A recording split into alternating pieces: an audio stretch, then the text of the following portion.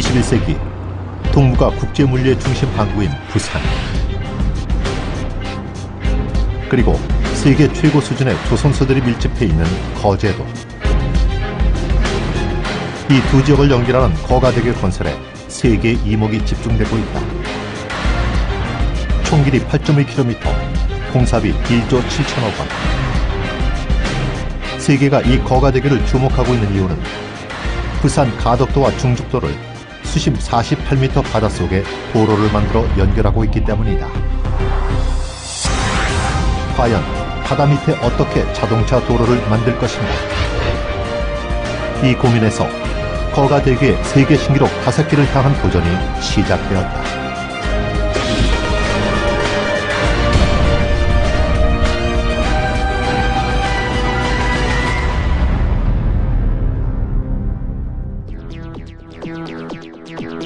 부산 가덕도와 거제도 장목면을 바다를 가로질러 왕복 4차선 도로로 연결하는 거가대교. 거가대교는 크게 두 구간으로 나뉜다. 부산 가덕도에서 중죽도까지는 수심 48m의 도로를 만드는 친매 터널 구간, 거제도에서 중죽도까지는 2주탑 사정교와 국내 최초 3주탑 사정교가 이어지는 사장교 구간이다. 왜 부산 가덕도와 중죽도 구간은 바다 위 사장교로 연결하지 않고 바다 밑으로 연결하게 되었을까?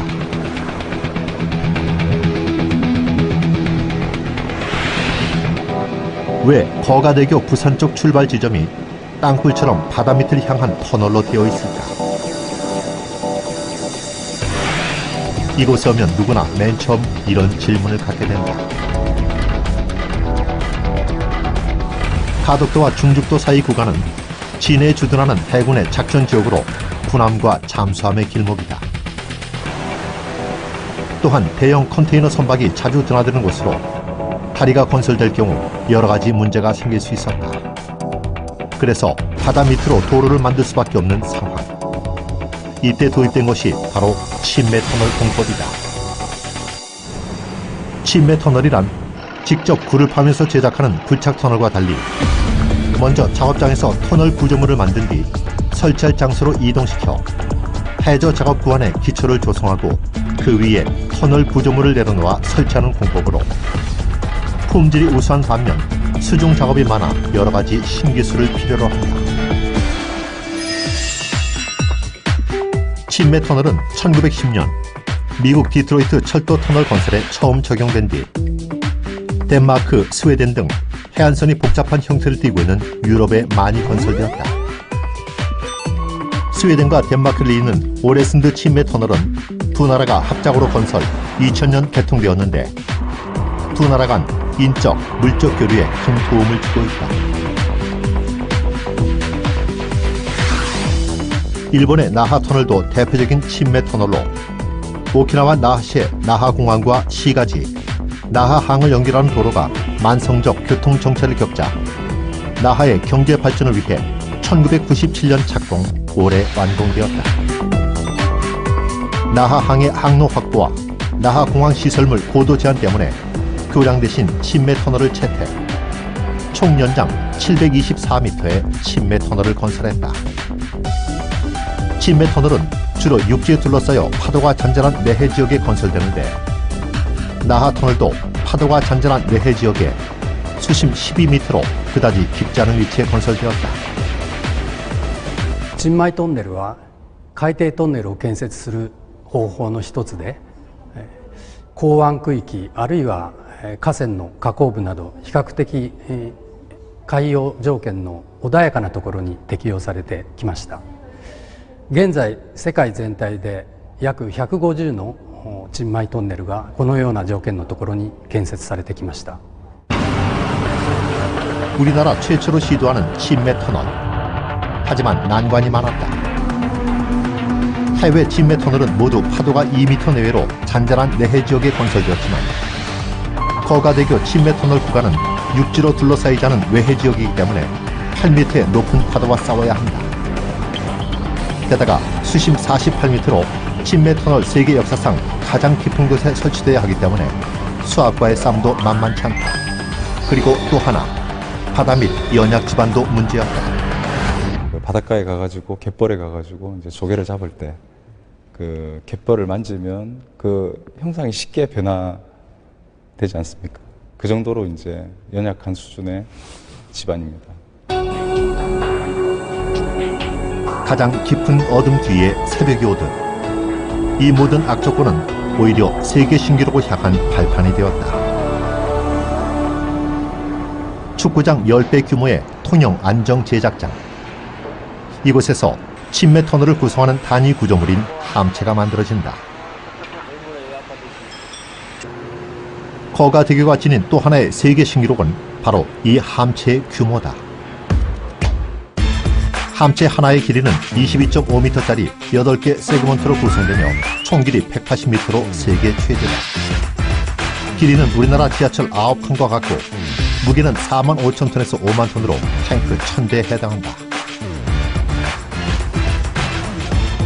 함체를 제작하기 위해선 먼저 철근 작업을 하는데 바닥, 벽, 천장 순으로 작업을 하게 된다.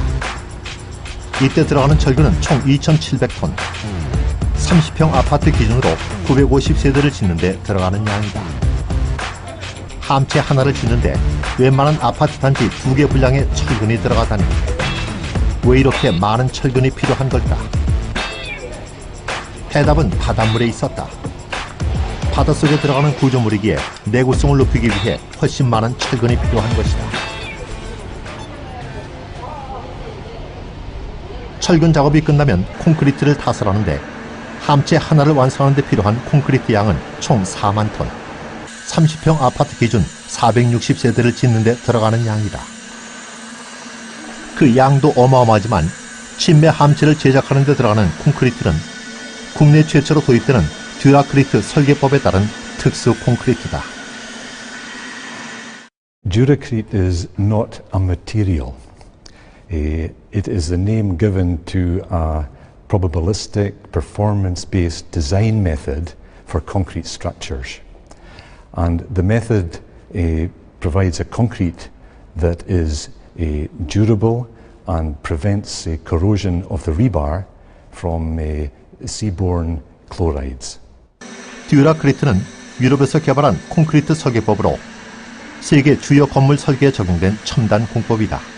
기존의 콘크리트를 설계할 때 강도와 두께에만 주안점을 두었던 것과는 달리 듀라크리트는 구조물이 노출되는 환경, 즉 바닷물, 햇볕, 습도 등을 감안해 그에 맞는 특수 성분으로 배합 비율을 산정하는데 거가대교는 100년의 수명을 지니도록 설계됐다.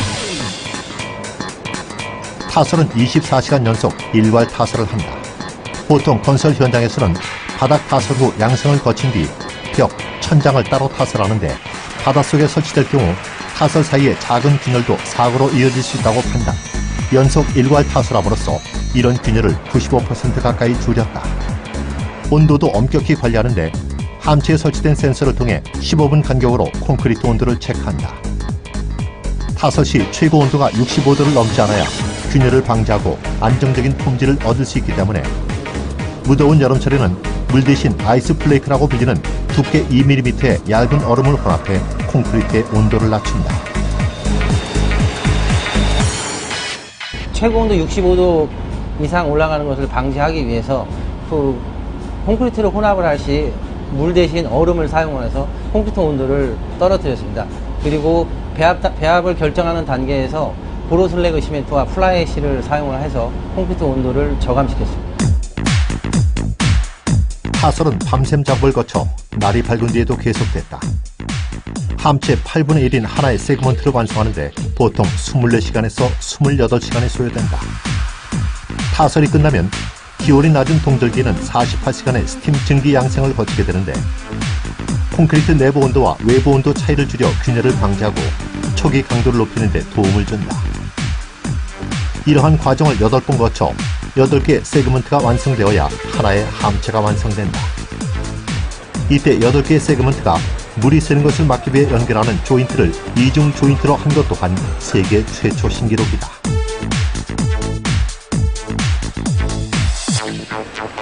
함체가 완성되면 7가닥의 첫선을 꼬아서 만든 강선으로 다시 한번 함체 일체화 작업을 하게 된다.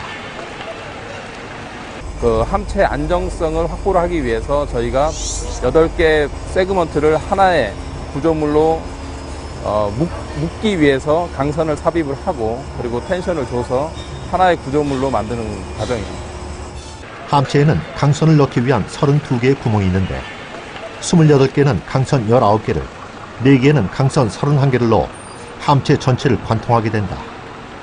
그리고 양쪽에서 강선을 잡아당겨 함체를 일체화시키는 것이다. 8개의 세그먼트가 아무리 잘 접합되었다 하더라도 바람이 세게 불거나 강한 파도가 칠 경우 함체가 마치 8개의 마디를 지닌 분절체처럼 따로 놓을 수 있다. 그걸 막기 위한 게 바로 이 강선 작업으로 함체를 하나의 구조물로 완성시켜준다.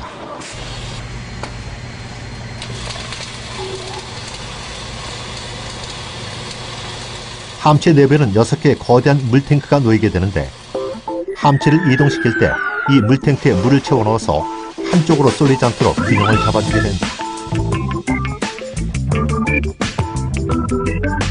또 함체를 바다 아래로 가라앉히는 침설 작업을 할 때 잠수함과 같은 원리로 물탱크에 물을 채워가면서 함체를 가라앉히게 된다. 마지막으로 함체와 함체를 연결할 때 사용되는 고무 재질의 진화 조인트를 설치하고 물이 들어오지 않도록 양쪽 끝을 가벽으로 막고 나면 하나의 함체가 모두 완성된다. 하나의 함체가 완성되기까지 걸리는 시간은 10개월. 엄마가 아이를 뱃속에 품는 시간이다.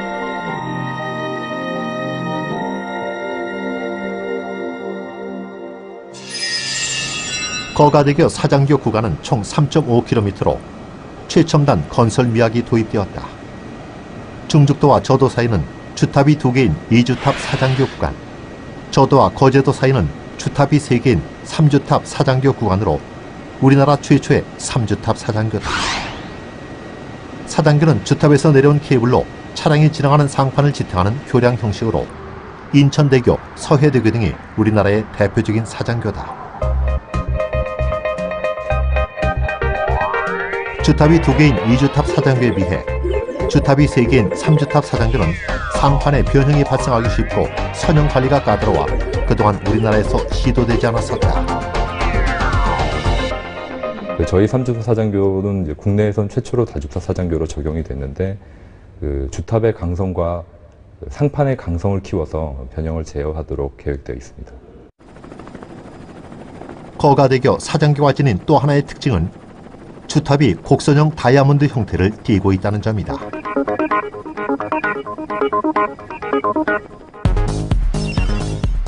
보통 사장교의 주탑은 H형, A형, 다이아몬드형, I형이 있는데 교량이 커지면 커질수록 다이아몬드형이 바람의 진동을 제어하는 데 유리하다. 이런 기능적인 측면과 남해 바다의 아름다운 경관을 고려해 선택한 것이 바로 곡선형 다이아몬드 주탑. 거가대교는 세계 최초의 곡선형 다이아몬드 주탑이다.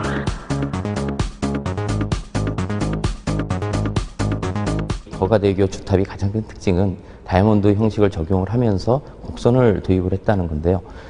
세계적으로 그 곡선을 도입한 사장교 주탑은 없습니다. 그래서 세계에서 처음 적용하는 그런 형식의 주탑이고요. 그 곡선을 도입한 이유는 어떤 경관적인 미를 좀 더 살려보기 위해서 도입을 했습니다.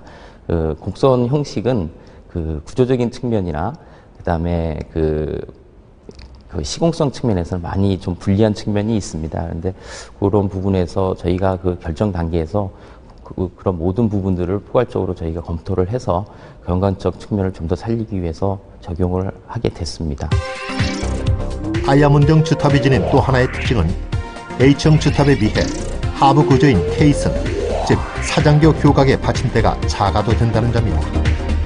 그동안 우리나라에서 케이슨을 제작할 때는 가물막이 공법으로 축구장 면적만큼 물을 막은 뒤 현장에서 직접 제작, 공사 기간도 오래 걸리고 품질 관리가 힘들 뿐더러 해양을 오염시키는 단점이 있었다. 다이아몬드의 가장 큰 특징은 이제 위에도 좁아지지만 아래도 좁아지기 때문에 케이슨 면적을 최소화할 수 있다는 게 가장 큰 장점이 되겠습니다. 그래서 서해대교 같은 경우는 그 주탑 케이슨 공사를 하기 위해서 거의 축구장 면적 정도의 면적을 가지고 거기서 이제 그 케이스 공사를 했고요. 저희 같은 경우는 거기에 비하면 굉장히 작은 케이스를 적용할 수 있어서 그래서 이제 저희가 프리캐스트 케이스를 적용할 수 있었습니다. 국내 최초로 거가대교에 적용된 프리캐스트 케이슨 공법은 케이슨을 사전에 제작하는 공법으로 케이슨의 하부 구조를 육상에서 제작한 뒤 인근 해상으로 옮겨 상부 구조를 완성시킨다. 케이슨의 내부에는 격자무늬 빈 공간이 있는데 이곳에 물의 양을 조절해서 케이슨의 무게를 3,000톤 이하로 낮춘 뒤 해상 크레인으로 노일 위치에 인양시킨다. 기존의 방법에 비해서 이 프리캐스트 케이슨 공법은 사전에 케이슨이 제작이 되기 때문에 품질이 굉장히 뛰어나고요. 그리고 공기도 단축시킬 수 있고 또한 해상 오염이 훨씬 더 덜하다는 장점을 가지고 있습니다. 케이슨을 지반과 일체화시키는 방법에 있어서도 거가대교는 그라우팅 공법이라는 신공법을 국내 최초로 도입했다. 그라우팅 공법은 지반 위에 3개의 랜딩 패드를 놓아 케이슨과 지반 사이의 공간을 약간 뜨게 한 뒤 그 사이를 시멘트와 자갈로 구성된 그라우팅 재료로 덮는 공법이다. 이 공법을 적용하면 기존의 자갈 위에 케이슨을 내려놓던 그라블 베드 공법에 비해 지반과 케이슨의 일체화가 잘 된다는 장점이 있다. 거가대교에 케이슨은 총 23개가 설치되었는데 케이슨이 놓일 해저 기초 작업부터 케이슨 제작, 설치, 그라우팅까지 총 2년여의 시간이 소요되었다.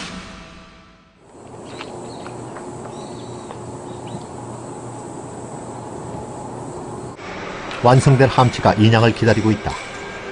길이 180m, 45,000톤에서 5만 톤의 무게를 지닌 함체를 과연 어떻게 운송할 것인가? 해답은 물에 있다. 우선 제작장인 드라이도크에 바닷물을 채운다. 그리고 함체 안에 있는 6개의 물탱크에도 바닷물을 채운 뒤 드라이도크에 물이 다 찼을 때 함체 안 물탱크에 물을 빼면 부력에 의해 함체가 떠오르는 것이다. 축구장 10배 규모인 제작장에 물을 채우는 데 걸리는 시간만 40시간. 어느새 제작장은 거대한 호수가 되었다. 실제로 이런 대형 공사에서 저희가 어떤 조그만 피트를 하나 만들더라도 물이 새게 되면 작업을 굉장히 어렵게 하고 있는데 이렇게 대형 구조물에서 저희가 육안으로 다 확인이 되지 않는 부위가 생길 수도 있기 때문에 저희가 그 부위를 찾고자 전 직원들이 함체 내부 안에서 누수 부위를 체크하고 만약 있다면 표시를 해서 철저하게 보수를 한 다음에 함체가 외부로 나가게 됩니다. 모든 직원이 총동원된 누수 점검 작업. 그런데 문제가 발생한 듯하다. 예, 18함체 1세그 보고 드리겠습니다. 지금 배관하고 스킨 판넬 연결 부위에서 물이 누수가 되고 있습니다.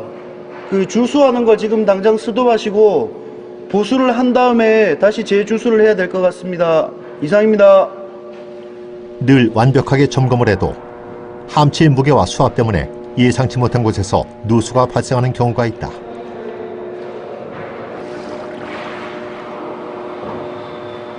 발견 즉시 물을 다시 빼고 보수 작업을 하는데 10개월 동안 함체를 점검해온 담당자의 마음이 편할 리 없다. 뭐 물이 새는 부분을 발견을 하면 일단은 뭐 마음이 안 좋죠. 그리고 보수를 하고 함체가 나가기 전에 뭐 물이 안 새고 안전하게 다 나가서 침설이 되면은 진짜 왜 제 자식이 커서 뭐 장가를 갔다 시집을 갔다 뭐 그런 기분이에요. 다시 바닷물을 채우는 주수 작업이 시작되었다. 꼬박 30시간이 지난 뒤에야 수심 10m로 제작장을 채울 수 있었다.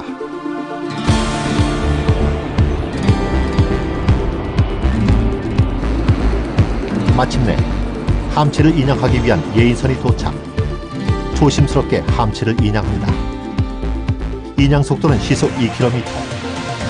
사람이 빨리 걷는 속도가 시속 5, 6km인 걸 감안하면 사람이 걷는 것보다 느리게 움직이는 거다. 이보다 빨리 움직여 함체 한 물탱크에 물이 넘치면 함체가 기울어져 손상되는데 함체 하나를 만드는 데 들어가는 비용만 200억 원. 당연히 금이야 옥이야 조심스럽게 다룰 수밖에 없다. 임시 계류장에 떠있는 5개의 함체. 이제 함체는 이곳에서 바다 밑에 침설될 그날만 기다리게 된다.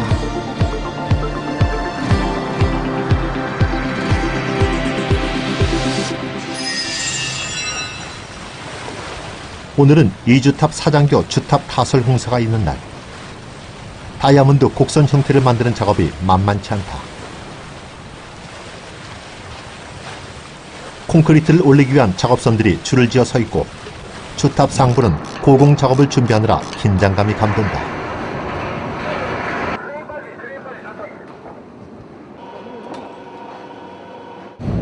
지금 현재 높이가 여기 지금 계시는 데가 151m입니다. 151m면 어느 정도 되는 거죠? 151m면 아파트 높이로 치면 한 30층 정도 되는 높이입니다. 한 발만 잘못 디뎌도 추락사고로 이어지는 아찔한 높이. 151m 높이로 콘크리트를 올리는 것 또한 쉬운 일이 아니다. 고압 펌프를 이용해서 콘크리트를 위로 쏘아 올리는데 뭔가 콘크리트에 문제가 있는 모양이다. 슬럼프가 너무 돼. 사장님. 콘크리트에 물이 적으면 뻑뻑해서 올라오기 힘들다. 그래서 콘크리트 반죽을 지상에서 작업할 때보다 조금 질게 하는데 조금이라도 되게 되면 작업을 아예 할 수 없다. 콘크리트에 그 질기를 잘 맞춰줘야 여기까지 150m를 올라와야 되는데 150m가 질기가 조금만 굳어도 150m 올라오질 않기 때문에 밑에서 만들어줄 때 그 정확한 질기를 잘 만들어주는 게 최고 중요하고요. 그 질기가 안 맞으면 이제 그 콘크리트를 버리는 경우도 생기고요. 그래서 비피하고 밑에 타설하시는 분들이 질기를 잘 맞춰주는 게 최고 중요해요. 높이마다 콘크리트의 질기를 달리하면서 3m씩 조심스럽게 쌓아올린 주탑. 그늘 한 점, 바람막이 하나 없는 곳에서 때론 무더위와 때론 살을 내는 추위와 싸우면서 쌓아올린 주탑이 완성돼 가고 있다.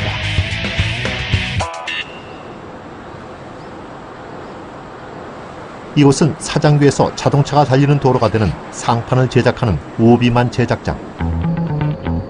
오늘 밤 해상 크레인으로 상판을 사장교 현장으로 인양, 내일 거치하게 된다.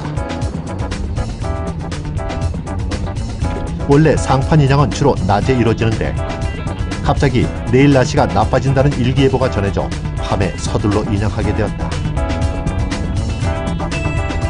밤에 작업을 하면 수신호도 힘들고 시야가 좁아져 여러모로 작업이 힘들다.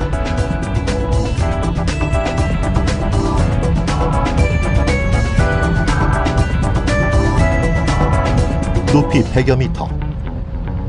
아파트 33층 높이의 해상 크레인. 해상 크레인은 상판 인양과 거치에 있어 가장 중요한 역할을 한다. 해상 크레인에 무게 2060톤의 상판을 연결하려면 샤클이라는 연결고리를 체결해야 하는데 40여 개의 샤클 중 하나만 잘못 체결되어도 상판 전체의 균형이 깨져 상판 인양이 위험해진다. 샤클은 일일이 손으로 직접 체결하게 되는데 샤클 작업을 하는 데에만 2시간이 넘게 걸린다.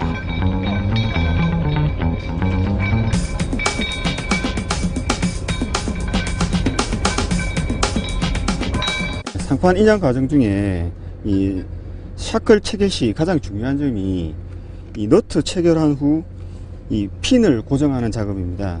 이 핀을 고정하지 않으면 이 운반 과정에서 너트가 풀려서 상당히 위험한 상황이 발생할 수 있습니다. 그래서 저희들은 항상 이 샤클 체결 작업이 끝나면 이 핀이 이렇게 끝까지 고정됐는지 전체를 돌면서 저희들은 확인하게 됩니다.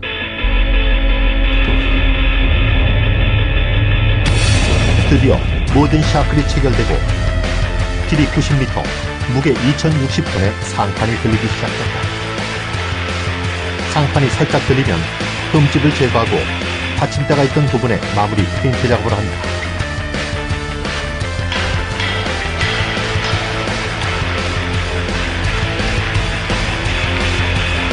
이곳 제작장에서 지난 2개월 동안 만들어진 상판이 떠날 준비를 마치는 것이다.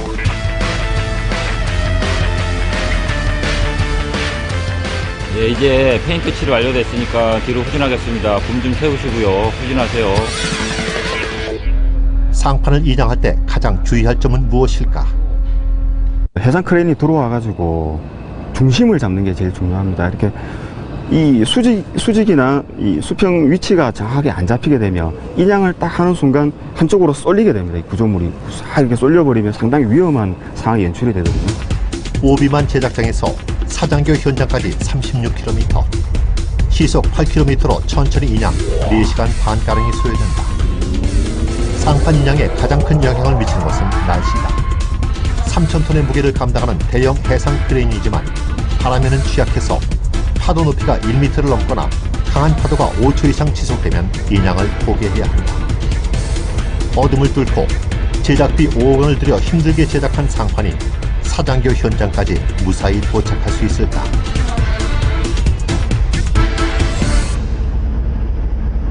다행히 새벽 5시경 상판은 무사히 도착했다. 하지만 긴장을 늦출 수 없다. 바로 상판 거치 작업으로 이어지기 때문이다.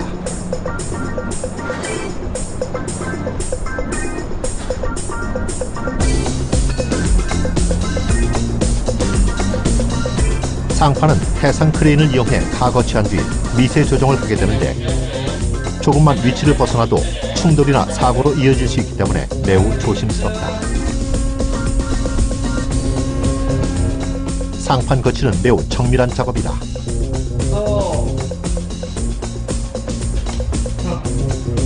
무게 중심이 조금만 한쪽으로 쏠려도 균열이 생길 수 있고 방향이 조금만 틀어져도 반대편 상판과 만날 수 없기 때문이다. 해상 크레인으로 상판을 살짝 든 상태에서 잭을 연결해 무게 중심을 나눠가며 수직과 수평을 맞추는 게 포인트.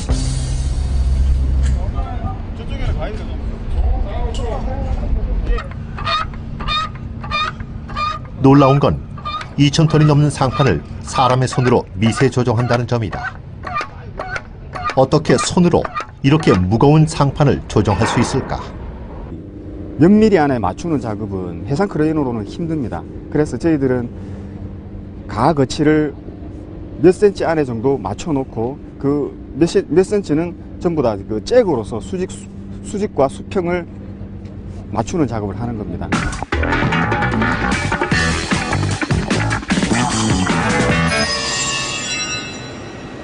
침매 터널이 놓일 가덕도와 중죽도 사이 구간은 뻘과 같은 연약 지반으로 지반을 강화하지 않으면 침매 터널이 위험해질 수 있었다.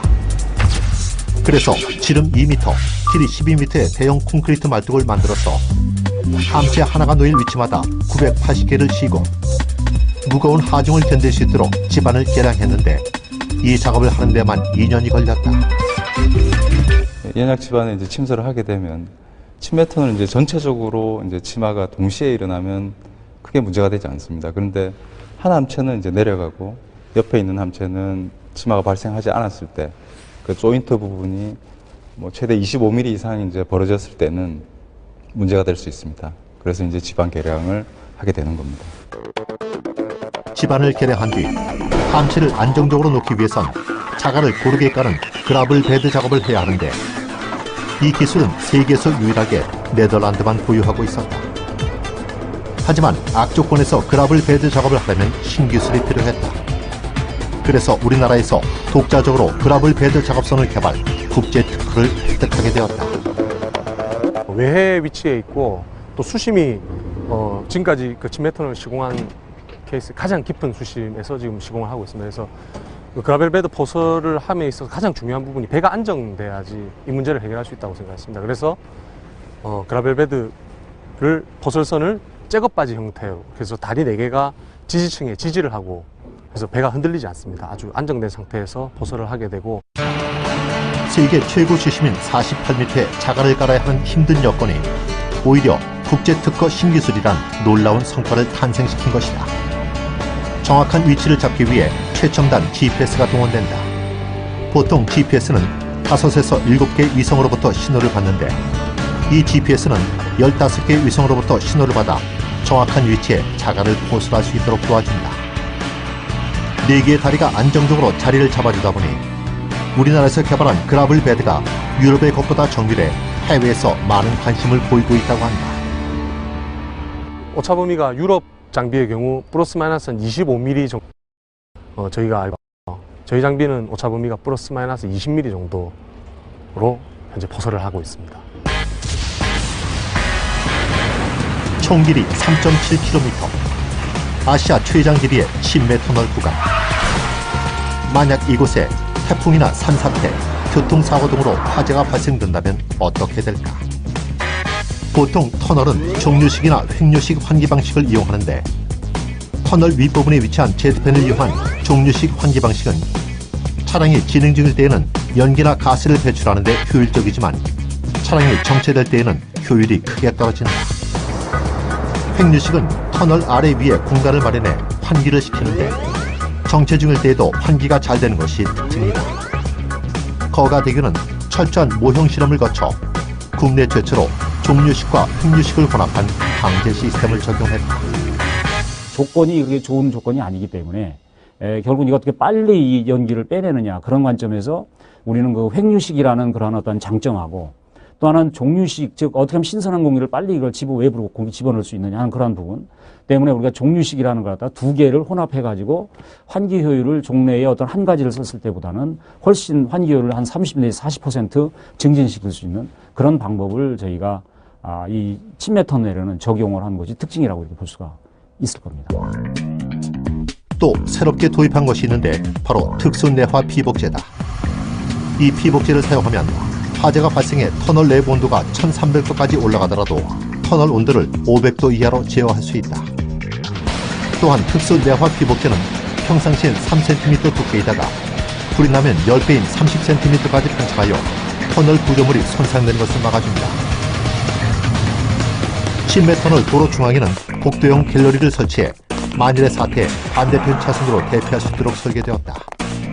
이 밖에도 거가대교는 5만 톤급 대형 선박의 침몰 및 충돌에도 안전하도록 설계되었는데 5만 톤급 대형 선박의 수심 확보 조건인 15m를 넘어 최소 20m의 수심을 확보하고 있다. The bridge has been designed for the most severe cases you can think about for earthquakes, wind, typhoons, ship impact. You have a ship channel, you have ships going underneath the bridge, and of course big waves. Those things are all considered in the design to make the bridge as safe as any road in Korea traveling on in its final state.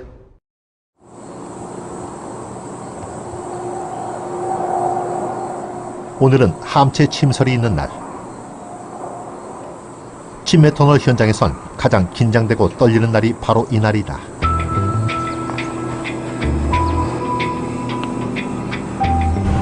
파도가 조금만 높아져도 함체가 위험해지기 때문에 국내 최초로 국제 기상 정보 시스템을 도입.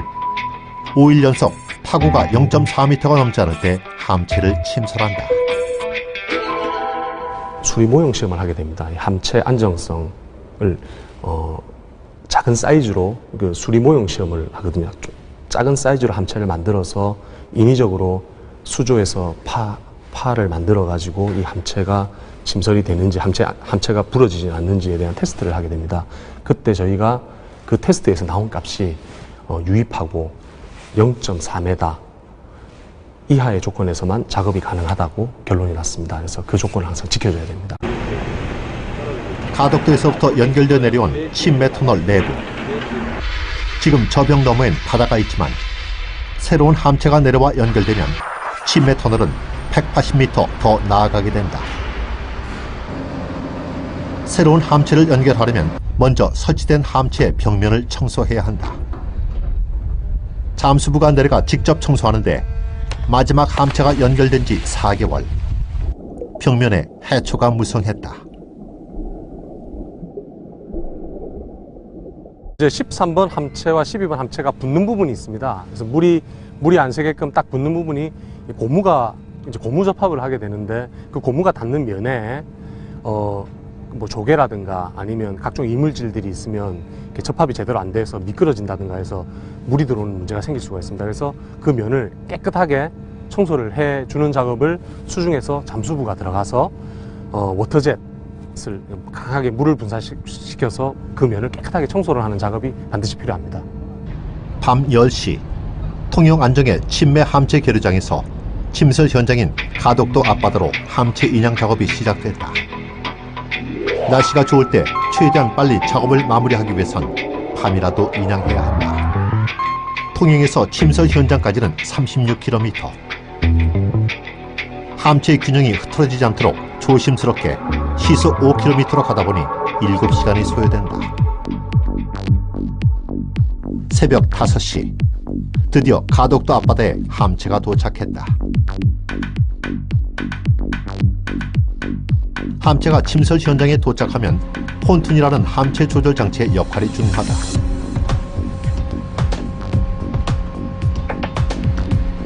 꼭두각시 인형을 위에서 끈으로 조정하듯 폰툰은 여러 개의 와이어로 함체를 조정한다.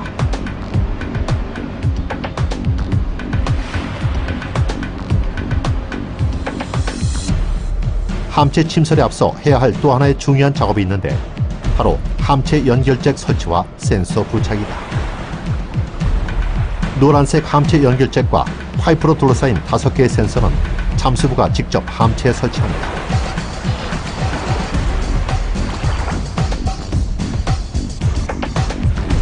함체를 정확하게 침설하고 접합하기 위해선 이 작업이 잘 수행돼야만 한다.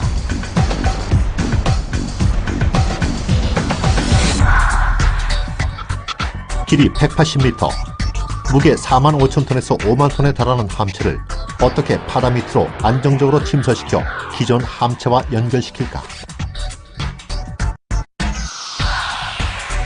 먼저 와이어를 이용해 위치를 조정하면서 함체 안 물탱크에 물을 채워 함체를 침설시킨다.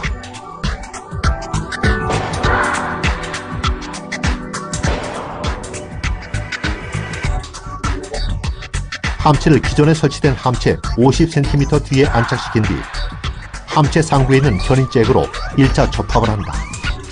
이때 함체 바닥과 해저 자갈 사이의 마찰력을 줄이기 위해 EPS라고 불리는 정밀 위치 조정 시스템을 사용하게 되는데 이 장비가 바로 우리나라에서 독자 개발한 장비로 국제 특허를 획득한 기술이다.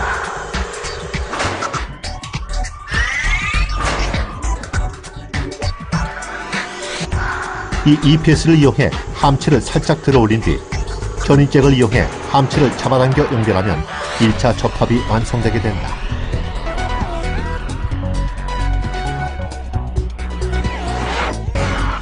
그 후 함체 사이에 바닷물을 빼면서 2차 접합을 하는데 기존 함체 쪽에서 파이프로 물을 빼면 내부와 외부에 수압차가 발생한다. 이 수압차이로 인해 함체 사이의 고무 조인트인 진화 게스켓이 37.5cm에서 19cm로 줄어들면서 강하게 압착되는데 이것이 2차 접합이다. 마지막으로 오메가 모양의 고무 방수제인 오메가 조인트로 함체 연결 부위 테두리를 두르기만 하면 함체 접합이 완성되게 된다. 이 위에 선박 충돌과 침몰 등으로부터 함체를 보호하기 위해 자갈과 콘크리트로 만들어진 외부 보호공을 설치하면 침매 터널이 완성되게 된다.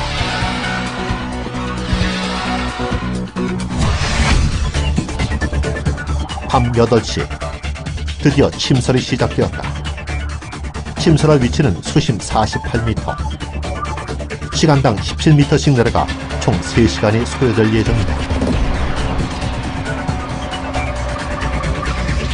함체를 침설할 때에는 모든 와이어를 똑같은 힘으로 잡아당기면서 균형을 유지하는 게 중요하다. 특별한 문제가 없다면 새벽 2시경 함체 접합까지 끝나게 된다.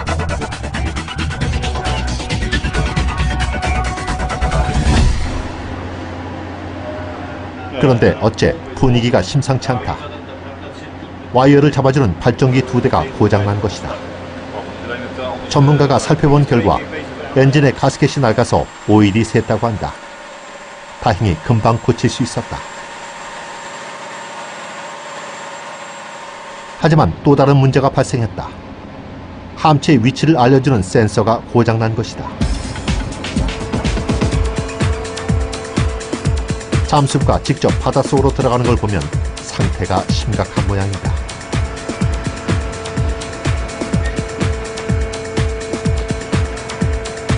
과연 오늘 밤 함체를 무사히 침몰할 수 있을까? 지금까지 일이 잘 되어 왔는데요. 마지막에 지금 측량 센서 하나가 작동이 되지 않아 가지고요. 그런데 이제 백업 시스템을 이용해서요, 이게 소나 시스템을 이용해서 제 함체를 움직여 가려고 합니다. 그런데 그 소나 시스템이 허용오차가 기존 측량 시스템보다 좀 커 가지고요, 그걸 보완하기 위해서 잠수부가 들어가서 함체가 움직인 위치가 우리가 생각된 대로 제대로 있는지를 좀 확인할 예정입니다. 잠수부들이 내려가 가지고요. 소나 시스템은 음파를 이용해 위치를 추적한다. 센서를 통해 위치를 파악하는 것보단 아무래도 훨씬 부정확하다. 하지만 다행히 함체 위치가 크게 틀리진 않은 모양이다.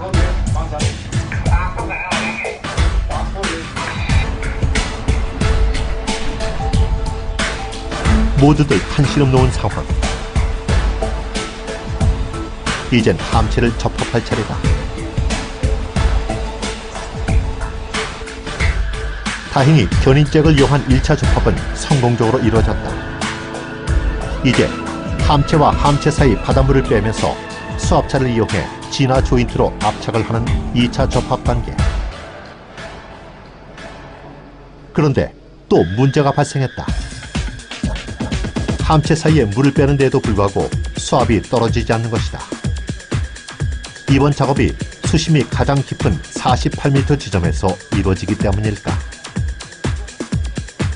끊임없는 난관의 연속.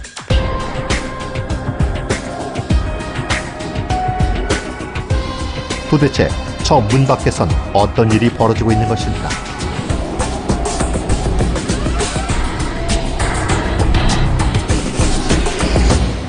측량 센서에 이상이 있어가지고 원래 측량선 센서가 가리키는 대로 유도가 되면 이게 진화 가스켓이 정확히 밀착이 되면 그대로 물을 빼면 접합이 완료되게 됩니다. 그런데 측량 센서가 고장이 나가지고 이걸 정확하게 유도를 못했어요. 그래가지고 진화 가스켓에 좀 틈이 생겨가지고요, 물을 뺐는데 이게 수압으로 접합이 안 된 겁니다. 다시 물을 채워넣고 압축 공기를 넣으면서 물을 뺐다. 이 작업을 하는데 다시 6시간이 걸렸다.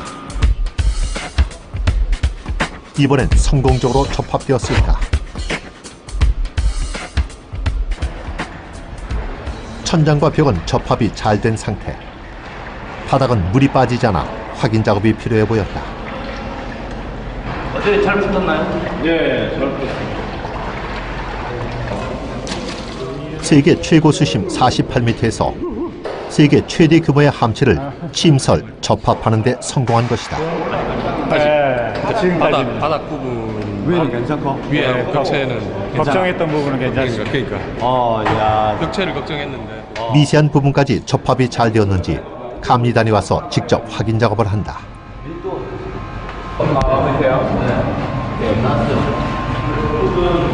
미고 있어요.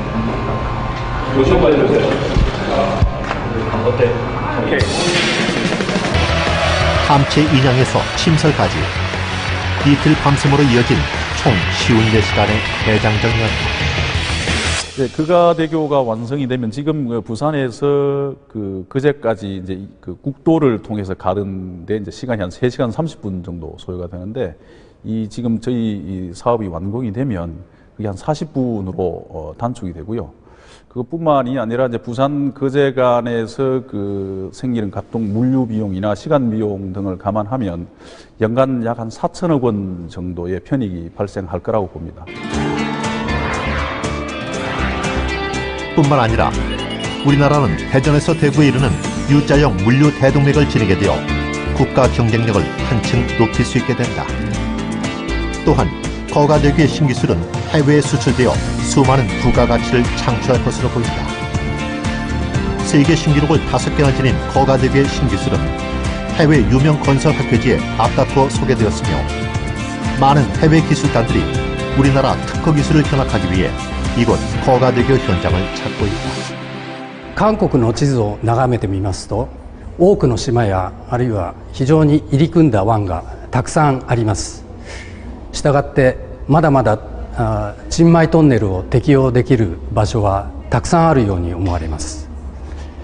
また水深が100メーター以上のような条件のところでは、例えば韓国と日本の間、あるいは韓国と中国の間に将来計画されているような条件のところにはチンマイトンネルを適用するには大きな困難が伴いますが、この技術はこれらのトンネルを計画するときに役立つことには間違いありません。したがって、プサンでのチンマイトンネルの建設の経験が韓国の将来に大いに役立つことと期待しております。 세계 해저 침매 터널의 새 역사. 자동차로 달리는 오션 실크로드 거가대교. 2010년 12월 우리는 최첨단 공법으로 완성되는 동무가 물류 대동맥 거가대교 위를 달리게 될 것이다.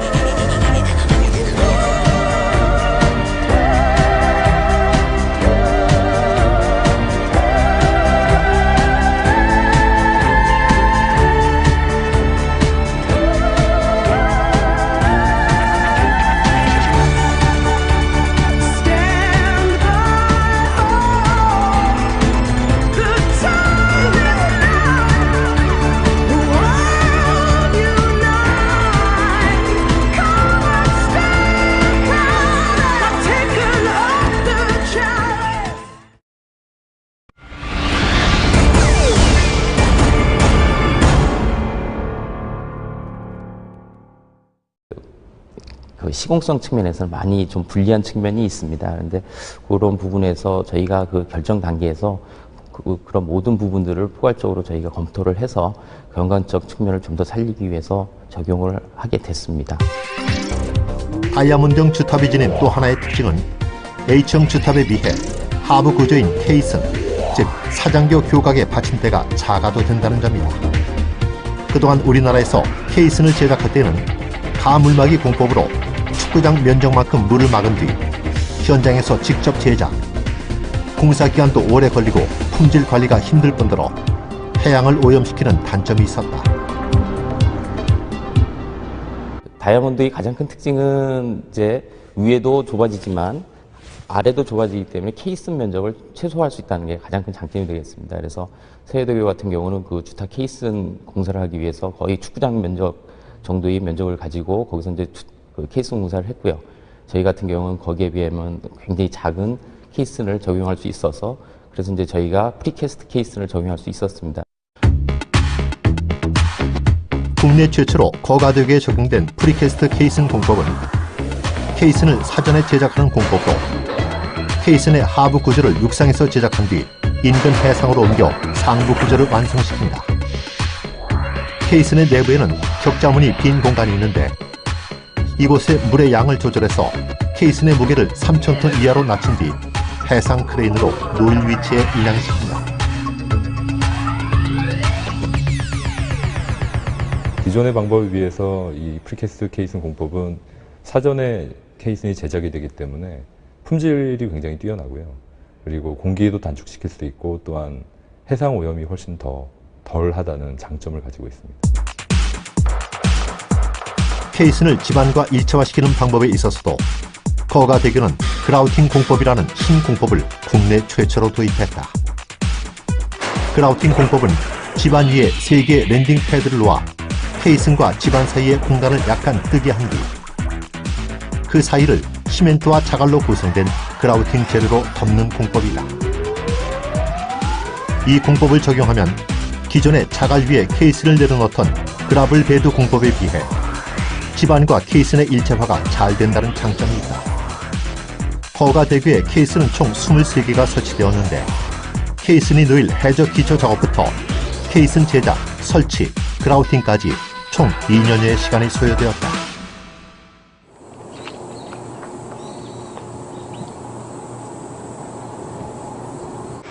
완성된 함치가 인양을 기다리고 있다. 길이 180m, 45,000톤에서 5만 톤의 무게를 지닌 함체를 과연 어떻게 운송할 것인가? 해답은 물에 있다. 우선 제작적인 드라이도크에 바닷물을 채운다. 그리고 함체 안에 있는 6개의 물탱크에도 바닷물을 채운 뒤 드라이도크에 물이 다 찼을 때 함체 안 물탱크에 물을 빼면 부력에 의해 함체가 떠오르는 것이다. 축구장 10배 규모인 제작장에 물을 채우는 데 걸리는 시간만 40시간. 어느새 제작장은 거대한 호수가 되었다. 실제로 이런 대형 공사에서 저희가 어떤 조그만 피트를 하나 만들더라도 물이 새게 되면 작업을 굉장히 어렵게 하고 있는데, 이렇게 대형 구조물에서 저희가 육안으로 다 확인이 되지 않는 부위가 생길 수도 있기 때문에 저희가 그 부위를 찾고자 전 직원들이 함체 내부 안에서 누수 부위를 체크하고 만약 있다면 표시를 해서 철저하게 보수를 한 다음에 함체가 외부로 나가게 됩니다. 모든 직원이 총동원된 누수 점검 작업. 그런데 문제가 발생한 듯하다. 예, 18함체 1세그 보고 드리겠습니다. 지금 배관하고 스킨 판넬 연결 부위에서 물이 누수가 되고 있습니다. 그 주수하는 거 지금 당장 스톱하시고 보수를 한 다음에 다시 재주수를 해야 될 것 같습니다. 이상입니다. 늘 완벽하게 점검을 해도 함체의 무게와 수압 때문에 예상치 못한 곳에서 누수가 발생하는 경우가 있다. 타설이 끝나면 기온이 낮은 동절기에는 48시간의 스팀 증기 양생을 거치게 되는데, 콘크리트 내부 온도와 외부 온도 차이를 줄여 균열을 방지하고 초기 강도를 높이는 데 도움을 준다. 이러한 과정을 8번 거쳐 8개의 세그먼트가 완성되어야 하나의 함체가 완성된다. 이때 8개의 세그먼트가 물이 새는 것을 막기 위해 연결하는 조인트를 이중 조인트로 한 것 또한 세계 최초 신기록이다.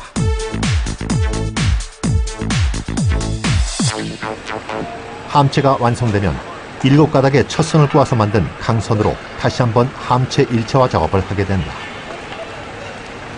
그 함체 안정성을 확보를 하기 위해서 저희가 8개 세그먼트를 하나의 구조물로 묶기 위해서 강선을 삽입을 하고, 그리고 텐션을 줘서 하나의 구조물로 만드는 과정입니다. 함체에는 강선을 넣기 위한 32개의 구멍이 있는데 28개는 강선 19개를, 4개는 강선 31개를 넣어 함체 전체를 관통하게 된다. 그리고 양쪽에서 강선을 잡아당겨 함체를 일체화시키는 것이다. 8개의 세그먼트가 아무리 잘 접합되었다 하더라도 바람이 세게 불거나 강한 파도가 칠 경우 함체가 마치 8개의 마디를 지닌 분절체처럼 따로 넣을 수 있다. 그걸 막기 위한 게 바로 이 강선 작업으로 함체를 하나의 구조물로 완성시켜준다.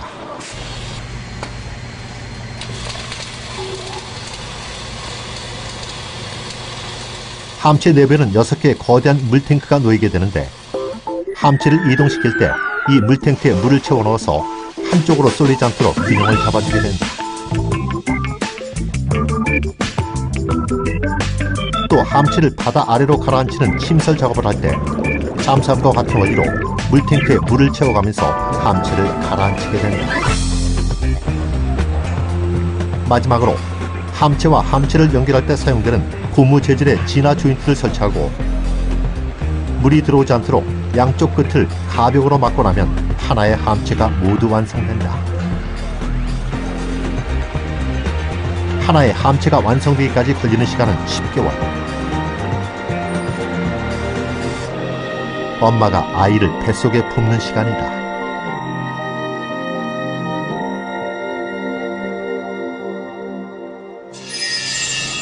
거가대교 사장교 구간은 총 3.5km로 최첨단 건설 미학이 도입되었다.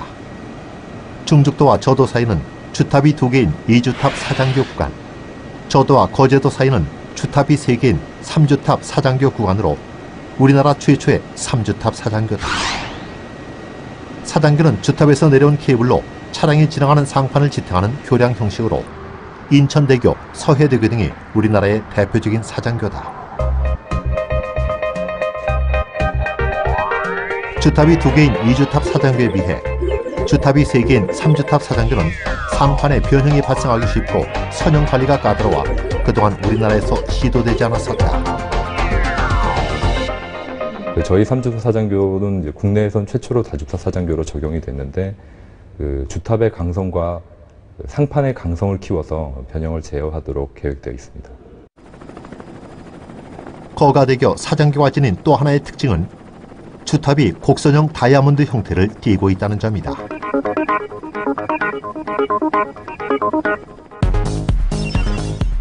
보통 사장교의 주탑은 H형, A형, 다이아몬드형, I형이 있는데 교량이 커지면 커질수록 다이아몬드형이 바람의 진동을 제어하는 데 유리하다.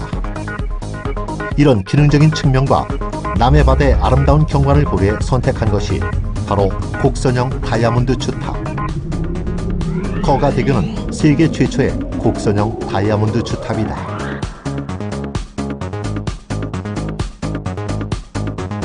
거가대교 주탑이 가장 큰 특징은 다이아몬드 형식을 적용을 하면서 곡선을 도입을 했다는 건데요. 세계적으로 그 곡선을 도입한 사장교 주탑은 없습니다. 그래서 세계에서 처음 적용하는 그런 형식의 주탑이고요. 그 곡선을 도입한 이유는 어떤 경관적인 미를 좀 더 살려보기 위해서 도입을 했습니다. 곡선 형식은 그 구조적인 측면이나 그다음에 그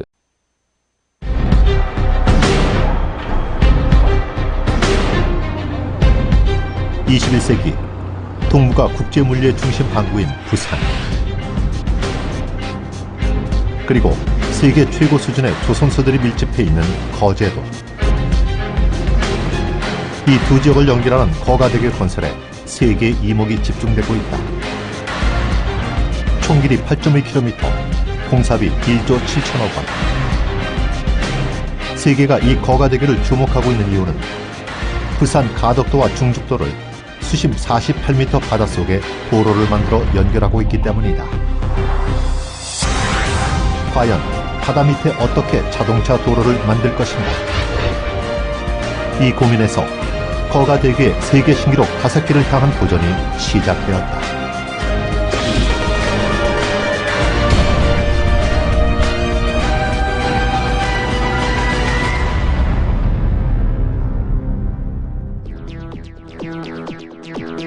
부산 가덕도와 거제도 장목면을 바다를 가로질러 왕복 4차선 도로로 연결하는 거가대교. 거가대교는 크게 두 구간으로 나뉜다. 부산 가덕도에서 중죽도까지는 수심 48m의 도로를 만드는 침매 터널 구간. 거제도에서 중죽도까지는 2주탑 사정교와 국내 최초 3주탑 사정교가 이어지는 사장교 구간이다. 왜 부산 가덕도와 중죽도 구간은 바다 위 사장교로 연결하지 않고 바다 밑으로 연결하게 되었을까?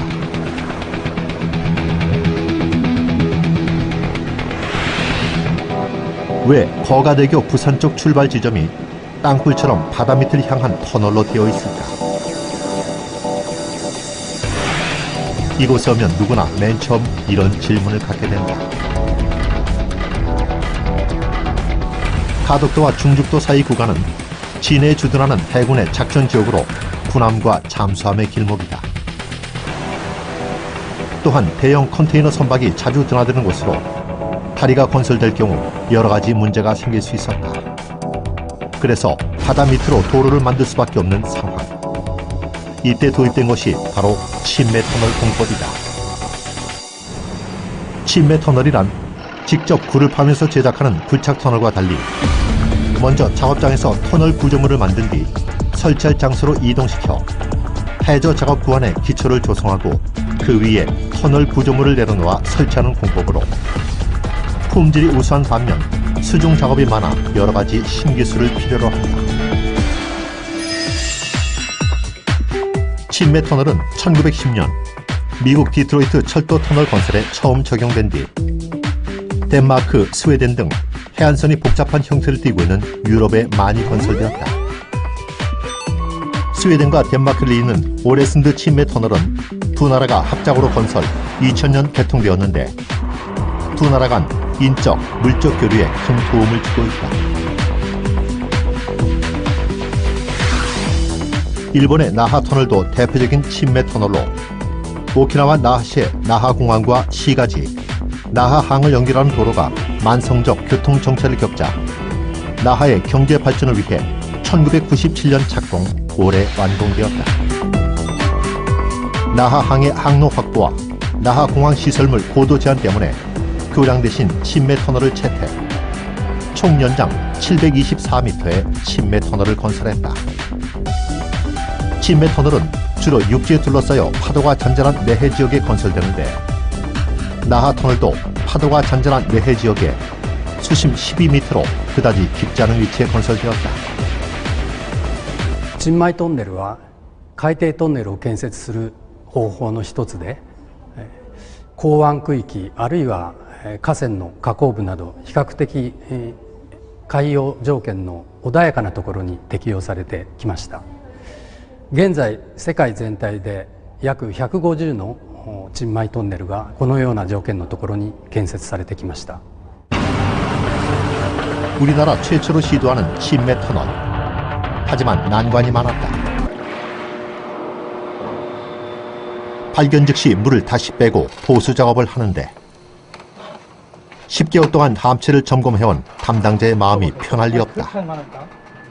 가을들이 아니고 비싸게 가야 돼.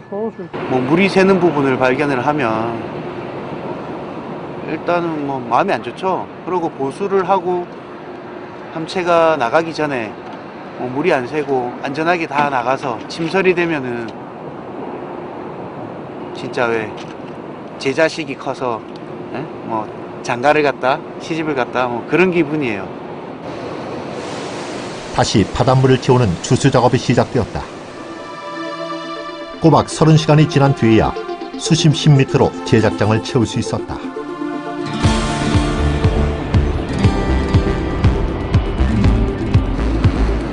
마침내 함체를 인양하기 위한 예인선이 도착.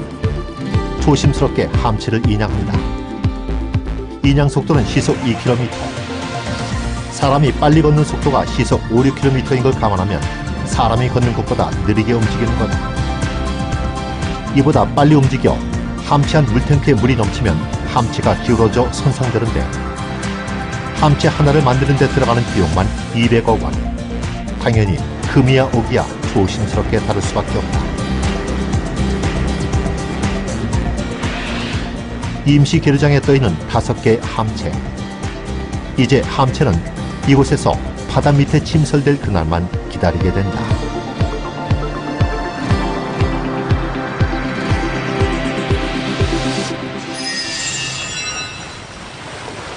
오늘은 이주탑 사장교 주탑 타설 공사가 있는 날.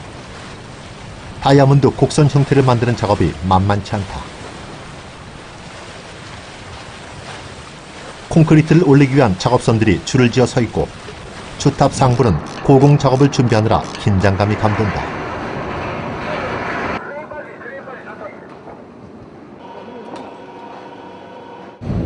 지금 현재 높이가 여기 지금 계시는 데가 151m입니다. 151m면 어느 정도 되는 거죠? 151m면 아파트 높이로 치면 한 30층 정도 되는 높이입니다. 한 발만 잘못 디뎌도 추락사고로 이어지는 아찔한 높이. 151m 높이로 콘크리트를 올리는 것 또한 쉬운 일이 아니다. 고압 펌프를 이용해서 콘크리트를 위로 쏘아 올리는데 뭔가 콘크리트에 문제가 있는 모양이다. 슬럼프가 너무 돼. 사장님. 콘크리트에 물이 적으면 뻑뻑해서 올라오기 힘들다. 그래서 콘크리트 반죽을 지상에서 작업할 때보다 조금 질게 하는데 조금이라도 되게 되면 작업을 아예 할 수 없다. 콘크리트의 그 질기를 잘 맞춰줘야 여기까지 150m를 올라와야 되는데 150m가 질기가 조금만 굳어도 150m 올라오질 않기 때문에 밑에서 만들어줄 때 그 정확한 질기를 잘 만들어주는 게 최고 중요하고요. 그 질기가 안 맞으면 이제 그 콘크리트를 버리는 경우도 생기고요.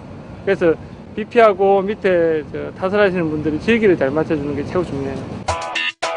높이마다 콘크리트의 질기를 달리하면서 3m씩 조심스럽게 쌓아올린 주탑. 그늘 한 점, 바람막이 하나 없는 곳에서 때론 무더위와 때론 살을 내는 추위와 싸우면서 쌓아올린 주탑이 완성돼 가고 있다.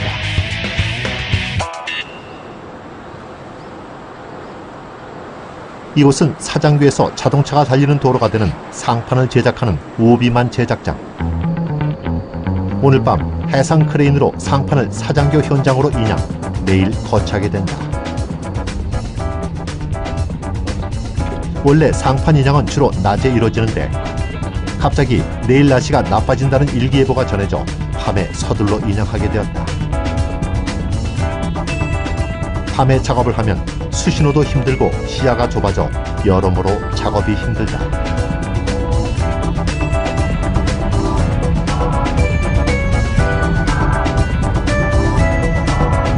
높이 100여 미터, 아파트 33층 높이의 해상 크레인.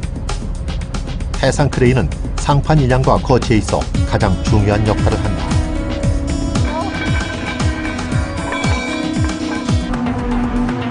해외 진매 터널은 모두 파도가 2m 내외로 잔잔한 내해 지역에 건설되었지만 거가대교 진매 터널 구간은 육지로 둘러싸이지 않은 외해 지역이기 때문에 8m의 높은 파도와 싸워야 한다.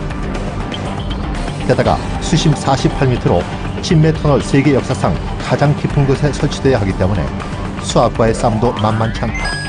그리고 또 하나, 바다 및 연약 지반도 문제였다. 바닷가에 가가지고 갯벌에 가가지고 이제 조개를 잡을 때 그 갯벌을 만지면 그 형상이 쉽게 변화되지 않습니까? 그 정도로 이제 연약한 수준의 지반입니다. 가장 깊은 어둠 뒤에 새벽이 오듯 이 모든 악조건은 오히려 세계 신기록을 향한 발판이 되었다. 축구장 10배 규모의 통영 안정 제작장. 이곳에서 진매 터널을 구성하는 단위 구조물인 함체가 만들어진다. 거가대교가 지닌 또 하나의 세계 신기록은 바로 이 함체의 규모다. 함체 하나의 길이는 22.5m짜리 8개 세그먼트로 구성되며 총 길이 180m로 세계 최대다. 길이는 우리나라 지하철 9칸과 같고 무게는 45,000톤에서 5만 톤으로 탱크 1000대에 해당한다. 함체를 제작하기 위해선 먼저 철근 작업을 하는데 바닥, 벽, 천장 순으로 작업을 하게 된다. 이때 들어가는 철근은 총 2,700톤.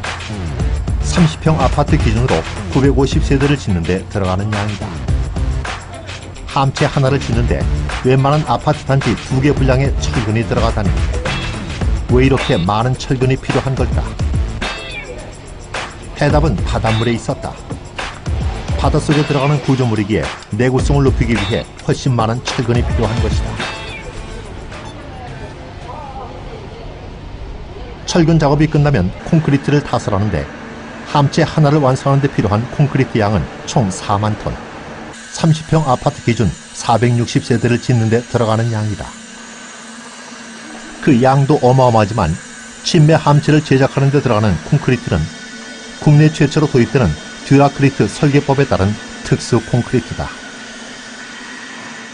Duracrete is not a material. It is the name given to a probabilistic, performance-based design method for concrete structures.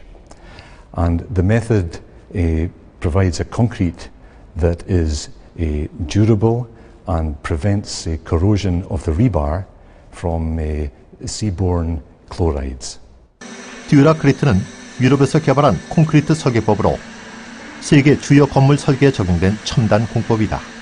기존의 콘크리트를 설계할 때 강도와 두께에만 주안점을 두었던 것과는 달리 듀라크리트는 구조물이 노출되는 환경, 즉 바닷물, 햇볕, 습도 등을 감안해 그에 맞는 특수 성분으로 배합 비율을 산정하는데 거가대교는 100년의 수명을 지니도록 설계됐다. 타설은 24시간 연속 일괄 타설을 한다. 보통 건설 현장에서는 바닥 타설 후 양성을 거친 뒤 벽, 천장을 따로 타설하는데 바닷속에 설치될 경우 타설 사이의 작은 균열도 사고로 이어질 수 있다고 판단. 연속 일괄 타설함으로써 이런 균열을 95% 가까이 줄였다. 온도도 엄격히 관리하는데 함체에 설치된 센서를 통해 15분 간격으로 콘크리트 온도를 체크한다. 타설 시 최고 온도가 65도를 넘지 않아야 균열을 방지하고 안정적인 품질을 얻을 수 있기 때문에 무더운 여름철에는 물 대신 아이스 플레이크라고 불리는 두께 2mm의 얇은 얼음을 혼합해 콘크리트의 온도를 낮춘다. 최고 온도 65도 이상 올라가는 것을 방지하기 위해서 그 콘크리트를 혼합을 할 시 물 대신 얼음을 사용해서 콘크리트 온도를 떨어뜨렸습니다. 그리고 배합을 결정하는 단계에서 보로슬래그 시멘트와 플라이애쉬를 사용을 해서 콘크리트 온도를 저감시켰습니다. 파설은 밤샘 작업을 거쳐 날이 밝은 뒤에도 계속됐다.